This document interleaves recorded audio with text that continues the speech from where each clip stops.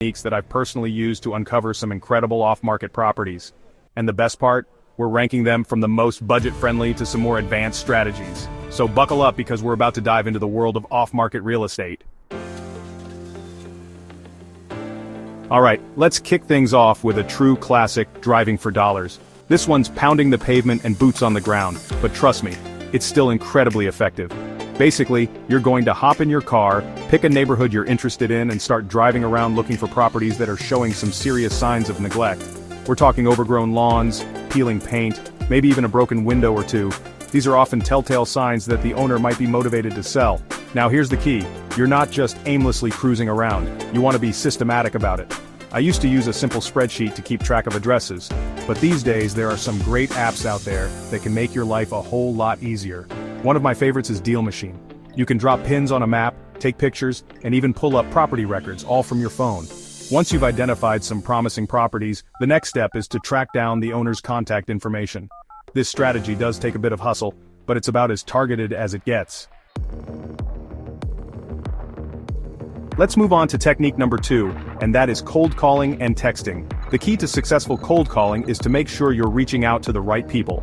You want to target motivated sellers. These are homeowners who are more likely to be open to a quick cash offer. So how do you find these motivated sellers? You can check public records for notices of default or use online services like PropStream or Batch Leads to generate lists of potential sellers.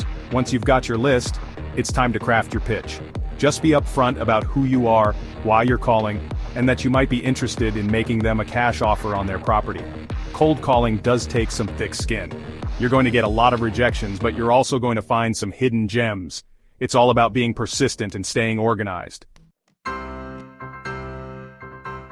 Now let's talk about one of my favorite techniques, and that is networking. This is all about building relationships with other people in the real estate industry. It could be from a fellow wholesaler, a real estate agent, or even a contractor.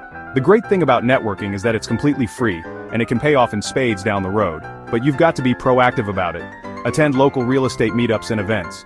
These are great places to mingle with other investors, agents, and professionals in the industry. Another great way to network is to join online forums and Facebook groups dedicated to real estate investing. Remember, networking is all about building relationships. Be genuine, be helpful, and focus on providing value to others. For technique number 4, we're going old school, but trust me, it still works. We're talking about Craigslist and Facebook Marketplace.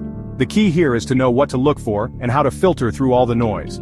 On Craigslist, focus on the For Sale by Owner section. On Facebook Marketplace, set up search alerts for specific keywords like fixer-upper, motivated seller, or needs TLC. When you're reaching out to sellers on these platforms, be professional and respectful. Start by asking questions about the property, express your interest, and see if they'd be open to discussing a cash offer. Alright, let's talk about the 5th and final technique, and that is direct mail.